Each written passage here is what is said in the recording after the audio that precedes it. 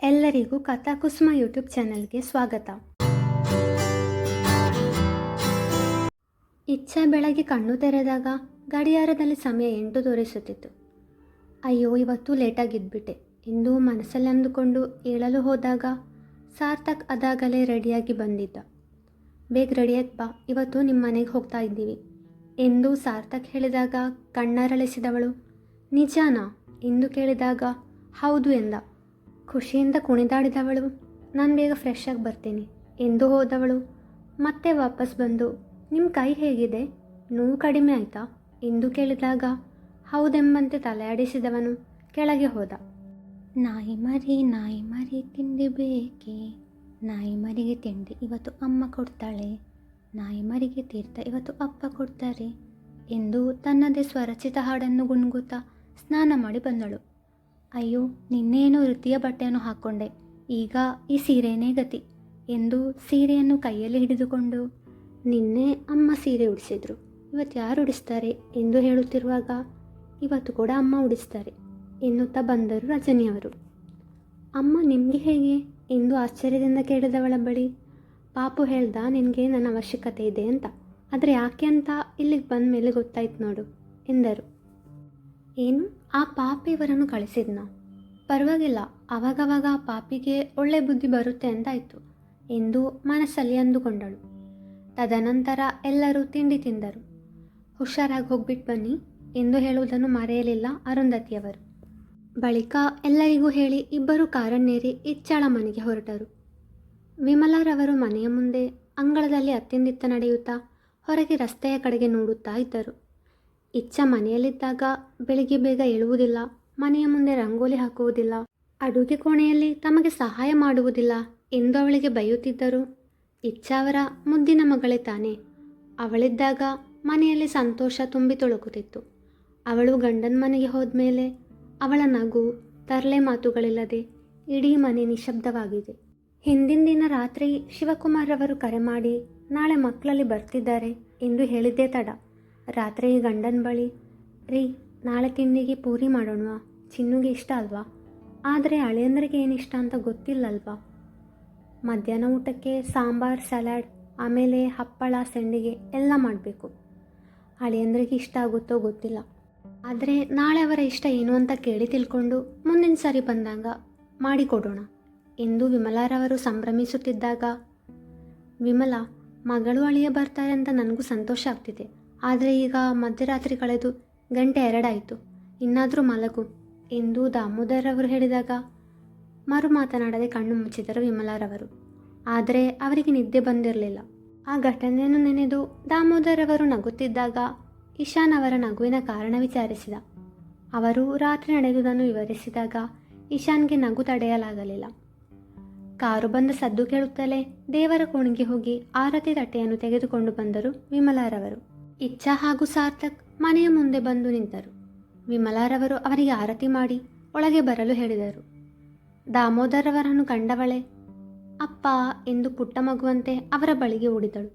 ವಿಮಲಾರವರು ಹಾಗೂ ಇಶಾನ್ ಸಾರ್ಥಕ್ನನ್ನು ಮನೆಯೊಳಗೆ ಕರೆದೊಯ್ದರು. ಇಚ್ಛಾ ತನ್ನ ತಂದೆಯೊಂದಿಗೆ ಹರಟುತ್ತಾ ಕುಳಿತಿದ್ದಳು. ಆಗ ದಾಮೋದರ್ ಅವರು, ಅಳಿಯಂದ್ರನ್ನು ಕರ್ಕೊಂಡು ರೂಮಿಗೆ ಹೋಗು, ಅವರಿಗೆ ಫ್ರೆಶ್ ಆಗಲು ಹೇಳು, ನೀನು ಫ್ರೆಶ್ ಆಗಿ ಬಾ ಎಂದಾಗ ಸರಿ ಎಂದವಳು ಸಾರ್ಥಕ್ ಹತ್ರ ಬಂದು, ರೀ ಬನ್ನಿ ಮೊದಲು ಫ್ರೆಶ್ ಆಗಿ ಎಂದು ಅವನ ಕೈ ಹಿಡಿದು ತನ್ನ ಕೋಣೆಗೆ ಕರೆದೊಯ್ದಳು. ಅವಳು ಯಾಕೆ ತನ್ನ ಕೈ ಹಿಡಿದಳು ಎಂದು ಸಾರ್ಥಕ್ ಯೋಚಿಸಿದರೆ ಮಗಳು ಅಳಿಯ ಚೆನ್ನಾಗಿದ್ದಾರೆ ಎಂದು ಭಾವಿಸಿ ಖುಷಿಪಟ್ಟರು ವಿಮಲಾರವರು. ಏ ಬಿಡೆ ನನ್ನ ಕೈನಾ ಎಂದವನು ಕೋಪದಲ್ಲೇ ನುಡಿದಾಗ ತಕ್ಷಣ ಅವನ ಕೈ ಬಿಟ್ಟವಳು, ನನಗೇನು ನಿಮ್ಮ ಕೈ ಹಿಡಿಯುವ ಆಸೆ ಇಲ್ಲ, ಆದರೆ ಅಮ್ಮನಿಗೆ ನಮ್ಮ ಮಧ್ಯೆ ಎಲ್ಲ ಸರಿಯಾಗಿದೆ ಅನ್ನಿಸ್ಬೇಕು, ಅದಕ್ಕೆ ನಿಮ್ಮ ಕೈ ಹಿಡಿದೆ ಅಷ್ಟೇ, ಇನ್ನು ಈ ವಿಷಯಕ್ಕೆ ನನ್ನನ್ನು ಬೈದು ನಿಮ್ಮ ಬಾಯಿ ನೋಯಿಸಬೇಡಿ ಎಂದಳು. ಡ್ರಾಮಾ ಕ್ವೀನ್, ಎಷ್ಟು ಚೆನ್ನಾಗಿ ಎಲ್ಲರ ಮುಂದೆ ನಾಟಕ ಮಾಡ್ತೀಯಾ? ಹೌದು ಮಾಡ್ತೀನಿ, ಅದಕ್ಕೇನಿವಾಗ, ಮೊದಲು ಫ್ರೆಶ್ ಆಗಿ ಬನ್ನಿ, ಅಮ್ಮ ಸೂಪರಾಗಿ ಅಡುಗೆ ಮಾಡ್ತಾಳೆ, ಬೇಗ ಬನ್ನಿ ಊಟ ಮಾಡೋಣ ಎಂದಾಗ ಮರು ಮಾತನಾಡದೆ ಫ್ರೆಶ್ ಆಗಿ ಬಂದ. ಇಬ್ಬರು ಕೆಳಗಿಳಿದು ಬಂದರು. ಸಾರ್ಥಕ್ ಇಶಾನ್ ಕೈ ಹಿಡಿದು, ಥ್ಯಾಂಕ್ ಯು ನನ್ನ ಸರಿಯಾದ ಸಮಯಕ್ಕೆ ಹಾಸ್ಪಿಟಲ್ಗೆ ಸೇರಿಸಿದ್ದಕ್ಕೆ ಎಂದಾಗ, ಬಾವಾ ಥ್ಯಾಂಕ್ಸ್ ಎಲ್ಲ ಹೇಳಬೇಡಿ, ಸರಿಯಾದ ಸಮಯಕ್ಕೆ ನಿಮ್ಮನ್ನು ಉಳಿಸಿದ್ದು ಅವಳು ನಾನಲ್ಲ ಎಂದು ಇಚ್ಛಾಳ ಕಡೆಗೆ ತೋರಿಸಿದ. ಥ್ಯಾಂಕ್ಸ್ ಹೇಳಬೇಕು ಅಂತ ಅನಿಸಿದರೆ ಅವಳಿಗೆ ಹೇಳಿ ಎಂದ ಇಶಾನ್. ಸಾರ್ಥಕ್ ತನ್ನ ಬಳಿ ಬಂದು ಥ್ಯಾಂಕ್ಸ್ ಹೇಳುತ್ತಾನೆ ಎಂದು ಅಂದುಕೊಂಡಿದ್ದಳು ಇಚ್ಛಾ. ಆದರೆ ವಿಮಲಾರವರು ಗಂಡ ಹೆಂಡತಿ ಮಧ್ಯೆ ಥ್ಯಾಂಕ್ಸ್ ಎಲ್ಲ ಯಾಕೆ ಎಂದವರೇ ಅಳೆಯಂದ್ರೆ ಬನ್ನಿ ಕೂತ್ಕೊಳ್ಳಿ ಎಂದರು. ಸಾರ್ಥಕ್ ವಿಜಯದ ನಗೆ ಬೀರಿದರೆ ಇಚ್ಛಾ ಪೆಚ್ಚಾಗಿ ಹೋದಳು. ಎಲ್ಲರೂ ಒಟ್ಟಿಗೆ ಊಟಕ್ಕೆ ಕುಳಿತರೆ ವಿಮಲಾರವರು ಎಲ್ಲರಿಗೂ ಬಡಿಸಿದರು. ಇಚ್ಛಾ ಹೇಳಿದಂತೆ ತುಂಬ ಚೆನ್ನಾಗಿ ಅಡುಗೆ ಮಾಡಿದ್ದರು. ಸಾರ್ಥಕ್ ಬಾಯಿ ಚಪ್ಪರಿಸಿಕೊಂಡು ತಿಂದ. ಅಳೆಯಂದ್ರೆ ನಿಮ್ಮ ಮನೆಯಷ್ಟು ಸೌಕರ್ಯ ಇಲ್ಲಿಲ್ಲ, ಆದರೂ ನಿಮಗೇನು ತೊಂದರೆ ಆಗದಂತೆ ನೋಡ್ಕೊಳ್ತೀವಿ. ಇದು ನಿಮ್ಮ ಮನೆ ಕೂಡ, ಯಾವುದಕ್ಕೂ ಸಂಕೋಚ ಪಟ್ಕೋಬೇಡಿ ಎಂದರು ವಿಮಲಾರವರು. ದಾಮೋದರ್ ಅವರು ಕೂಡ ಅವರ ಮಾತನ್ನು ಅನುಮೋದಿಸಿದಾಗ, ಅಳಿಯ ಬಂದ ಮೇಲೆ ಮಗಳು ಬೇಡ ನಿಮಗೆ ಎಂದು ಮೂತಿ ತಿರುಗಿಸಿದಳು ಇಚ್ಛಾ. ನೀನು ನಮ್ಮನೆ ರಾಜ್ಕುಮಾರಿ, ನಿನ್ನ ಗಂಡ ರಾಜ್ಕುಮಾರ. ನಿನ್ನ ಎಷ್ಟು ಚೆನ್ನಾಗಿ ನೋಡ್ಕೋತೀವೋ ಅಷ್ಟೇ ಚೆನ್ನಾಗಿ ಅವರನ್ನು ನೋಡ್ಕೋಬೇಕಲ್ವಾ ಚಿನ್ನು ಪುಟ. ನಮ್ಮ ರಾಜ್ಕುಮಾರಿನ ಜೋಪಾನವಾಗಿ ನೋಡ್ಕೊಳ್ಳೋ ಈ ರಾಜ್ಕುಮಾರನಿಗೆ ನಾವು ಪ್ರೀತಿ ಗೌರವ ತೋರಿಸದೇ ಇದ್ದರೆ ಹೇಗೆ ಕಣು ಎಂದು ದಾಮೋದರ್ ಅವರು ಹೇಳಿದಾಗ, ಇವನು ರಾಜ್ಕುಮಾರ ಅಲ್ಲಪ್ಪ, ಪಾಪಿ ಕುಮಾರ ಎಂದು ಮನದಲ್ಲಿ ಅಂದುಕೊಂಡವಳು ನಕ್ಕಳು. ವಿಮಲಾರವರು, ಅಳಿಯಂದರೆ ಸ್ವಲ್ಪ ಸಾಂಬಾರು ಬಡಿಸ್ಲಾ, ಅಡುಗೆ ಇಷ್ಟ ಆಯ್ತಾ? ನಿಮಗೇನಿಷ್ಟ ಅಂತ ಹೇಳಿ, ಮುಂದಿನ ಸಾರಿ ಬಂದಾಗ ಅದನ್ನೇ ಮಾಡಿಕೊಡ್ತೀನಿ ಎಂದವರು ಅವನ ಬೇಕು ಬೇಡಗಳನ್ನು ತಿಳಿದು ಅವನ ಪಕ್ಕದಲ್ಲೇ ನಿಂತು ಬಡಿಸಿದರು. ಅವನಿಗೆ ತನ್ನ ತಾಯಿಯ ನೆನಪಾಯಿತು. ಬಹುಶಃ ಅವರಿವತ್ತು ಬದುಕಿದ್ದರೆ ಹೀಗೆ ತನಗೆ ಬಡಿಸುತ್ತಿದ್ದರು, ಕಾಳಜಿ ಮಾಡುತ್ತಿದ್ದರು ಎಂದು ನೆನೆದು ಭಾವುಕನಾದ. ಹಾಗೆಂದು ಸುಧಾರವರಾಗಲಿ ರಜನಿಯವರಾಗಲಿ ಸಾರ್ಥಕ್ಗೆ ಪ್ರೀತಿ ತೋರುವಲ್ಲಿ ಯಾವುದೇ ರೀತಿಯ ಕೊರತೆ ಮಾಡಿರಲಿಲ್ಲ. ಆದರೂ ವಿಮಲಾರವರ ಕಾಳಜಿ ಅವನಿಗೆ ಏಕೋ ವಿಶೇಷವೆನಿಸಿತು.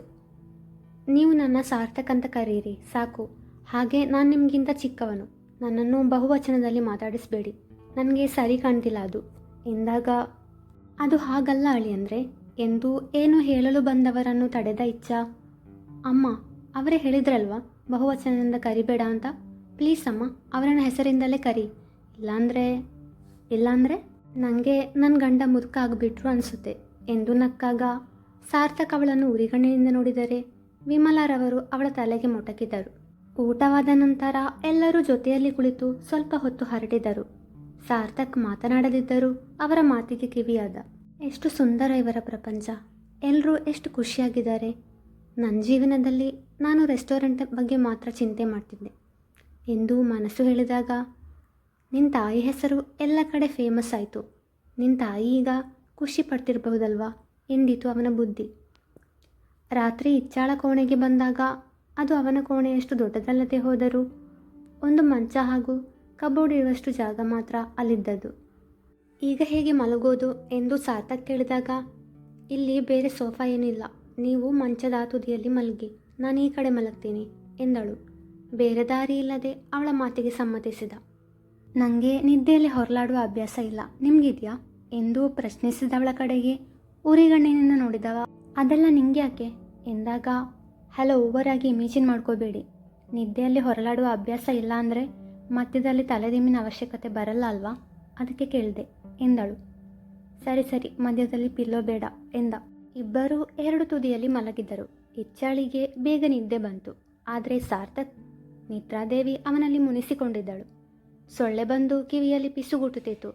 ಅದರ ಕಾಟವನ್ನು ತಡೆಯಲಾರದೆ ಏಯ್ ಎದ್ದೇಳು ಎಂದು ಇಚ್ಛಾಳನ್ನು ಎಬ್ಬಿಸಿದ. ಏನ್ರಿ ನಿಮ್ಗೋಳು, ನೆಮ್ಮದಿಯಾಗಿ ಮಲ್ಗೋಕ್ಕೂ ಬಿಡಲ್ವಲ್ಲ, ನೋಡು ಇಲ್ಲಿ ಸೊಳ್ಳೆ ಕಾಟ ಜಾಸ್ತಿ ಇದೆ, ನಂಗೆ ನಿದ್ದೆ ಬರ್ತಿಲ್ಲ ಎಂದಾಗ, ಸೊಳ್ಳೆ ತಾನೇ ಬಂದೆ ಎಂದವಳು ಗುಡ್ ನೈಟ್ ಲಿಕ್ವಿಡನ್ನು ಆ್ಯಕ್ಟಿವ್ ಮೋಡ್ಗೆ ಹಾಕಿದಳು.